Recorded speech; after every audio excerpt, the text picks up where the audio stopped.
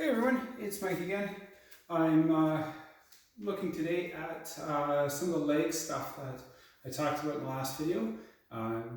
We'll start just with a reverse lunge, and then we'll get into some of the other stuff into the workout. But the reverse lunge is actually the next exercise I did in that routine when we got into the second set of units. So we started with two-handed swings, went into the two-handed press, which I covered in the last video, and then what I move into is the reverse lunge. So with reverse lunge, I choose the reverse lunge just because then I can stay stationary. I could go forward as well, I guess, and that would be stationary and push back.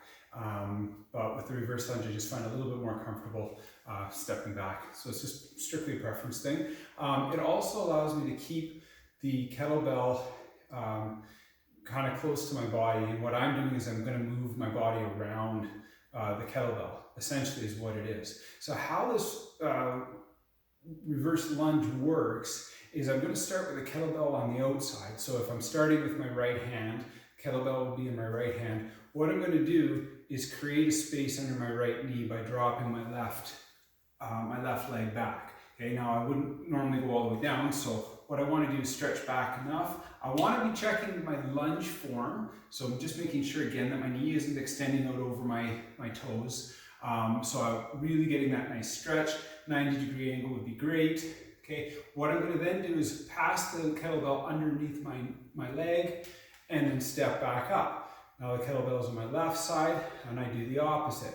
Create a space behind my left knee, pass it under, and bring it up.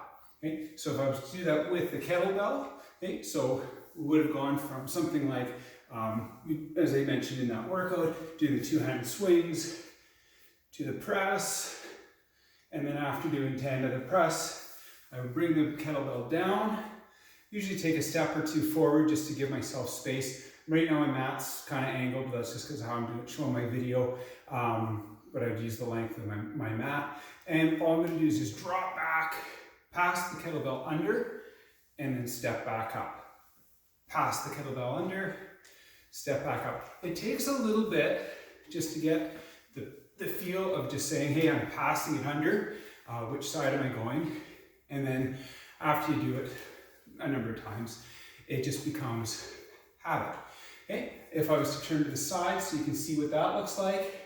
Again, if it's on my right hand side, I'm dropping back, pass it under, up, drop back, pass it under, drop back, under, drop back, and under.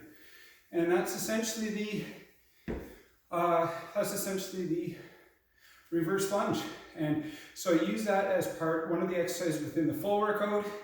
As I said, I went from the presses into the reverse lunge, and then I go into another exercise. I also make that part of just a leg workout, which in another video I'll show you some of the leg squats that I do, squat motions with the reverse grip kettlebell, and then put all those together in a workout. I'll get to a video with that to show you what that looks like. So there's the reverse lunge.